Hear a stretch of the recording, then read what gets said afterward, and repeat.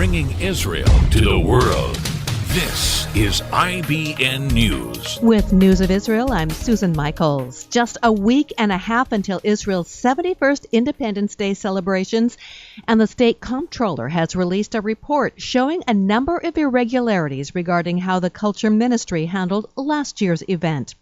Yosef Shapiro released the report over the weekend, which shows the process for selecting the honorees to kindle a torch was an issue. Beyond that, 11% of the invitations were given to workers at the culture ministry.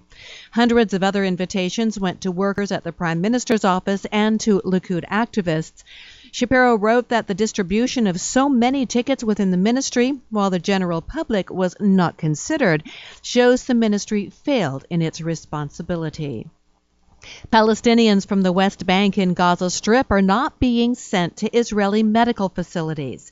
The PA stopped allowing patients to go into Israel for medical care after Israel began deducting about $500 million shekels from the tax money it collects on behalf of the PA, which caused them financial difficulties. The deductions, which began in February, came about because of the PA's continued payment of money to terrorists and their families. Any Palestinian is allowed to apply for medical care in Israel, but the PA has stopped issuing the necessary documents. Some 3,500 Palestinians from the West Bank and several dozen from Gaza are sent for care in Israel each year.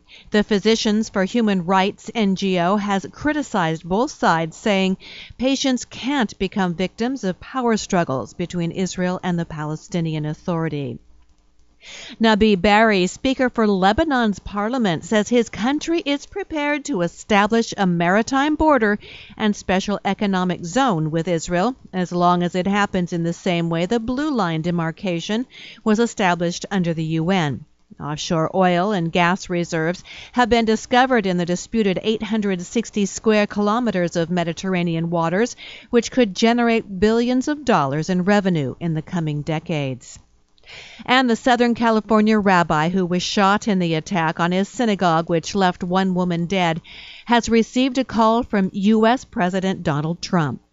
Rabbi Yisrael Goldstein said Trump was comforting and spoke of his love of peace, Judaism, and Israel.